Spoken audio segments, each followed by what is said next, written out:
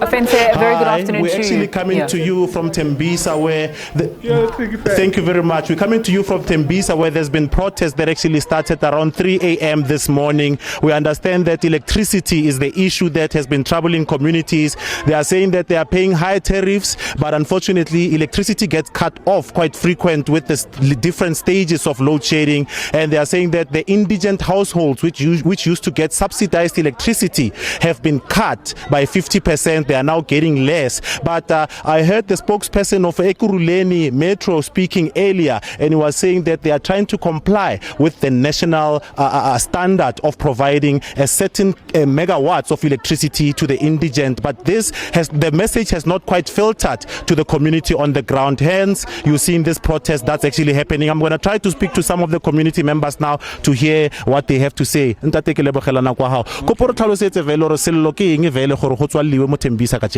No, this protest didn't start today. It's actually happening for the second time. They did protest before, saying that the electricity cards makes the food in the fridges and other food packages to rot, because when they put them in the fridge, the electricity goes off or get cut, and then the food gets rotten, understand? Therefore, they did protest before, and then they did demonstrate by showing the municipality that they are not actually feeling well about what is happening. Therefore, the municipality told the community that they will fix the electric cards, and there will be no more electric cards in the Tembisa. Therefore, everything is going to be well. But that didn't happen, understand? The electricity cards did resume.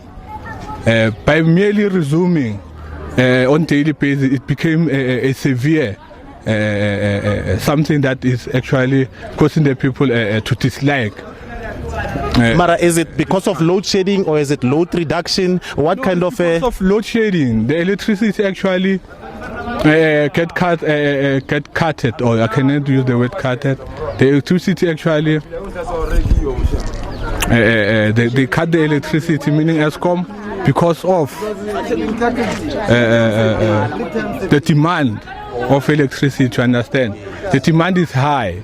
People are demanding electricity at a higher rate, and ESCOM cannot supply the electricity at the rate that the demand is actually at the rate that the consumers are actually demanding. Okay, let me just try and get someone else, to give us a different view there. My brother, can you just tell us, Vele, what's happening? I understand you guys have been up until, since this morning. Yeah, since as well as you change to see what's happening. Hey, also the kids, they can't go to school because of reason being. First thing, we had to pay too much money for rent.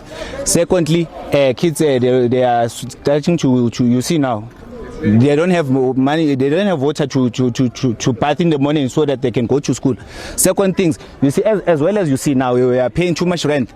And if you don't pay that money, they tend to switch off the electricity. And then when you go there by the office, they tell you that you must pay a lot of money, around about 7,000 or something. You see. So and our grandfathers and our grandmothers, they are earning money for what is this for a grant? Yes, they use the money for grant to pay the rent. So, but still, the rent is too high. So there is nothing that you can do rather than doing whatever that you are doing now. Yeah. But the municipality says it's gonna meet with you guys on the 29th. When? It's been a long time. It's been a long time. We've been waiting for too long. Also, we are voting, but we are voting for nothing. If we were voting for nothing, we had to use our time and energy in voting for these guys, but they are not doing nothing. They are busy sitting wherever they are sitting. They are eating well. So you see now we are tired now. Let's say officials from Ekurhuleni municipality is watching. Now, your message to them. My message to them is they must fix their problems. We've been suffering for so long. We've been suffering for so long. You see now, whatever that you are seeing here. We've been trying to call them. We've been trying to talk to them nicely, but they don't understand us. So we rather do these things on our own way. If they don't come today and fix these things, so there is nothing that is going to be done.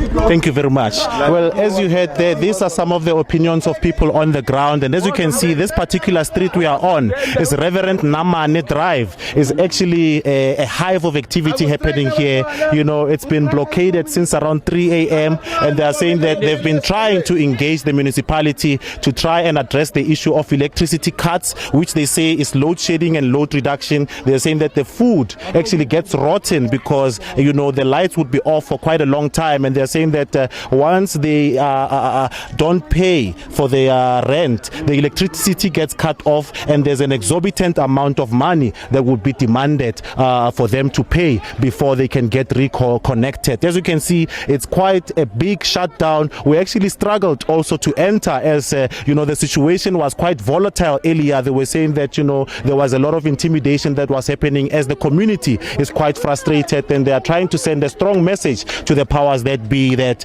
you know, electricity is quite high. They've cut the kilowatts for the indigent families that were getting subsidized electricity, and they're also saying the rent is quite very high, and they would want the municipality to come here and address the situation as things stand.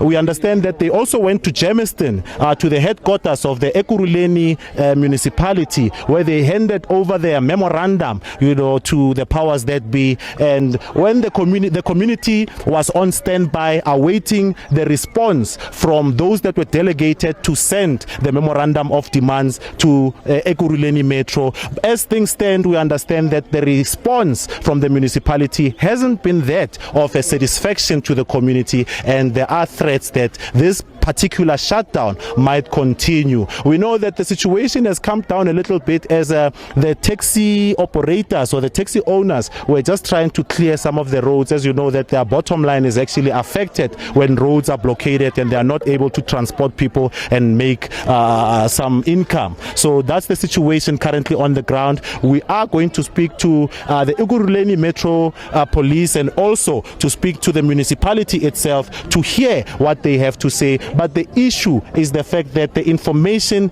that, you know, they've cut some of the supply for electricity at the indigent household. The information was not able to trickle down to the people. You know, the municipality was saying they've put information on social media, but unfortunately social media alone is not sufficient to reach all the people here on the ground. Hence, the people were disillusioned by what was happening, and they saw it fit to actually come and protest, you know. And as you heard the guy I was interviewing now, he was saying that this protest did not actually start this morning. It's been happening, and the municipality has been providing some assurances, but unfortunately those assurances have not come to fruition. Hence, we find ourselves in a situation here in Tembisa where there is a shutdown, and it's not yet clear as to whether this shutdown is going to end anytime soon, as the community is unhappy about the response that they received from officials from the municipality.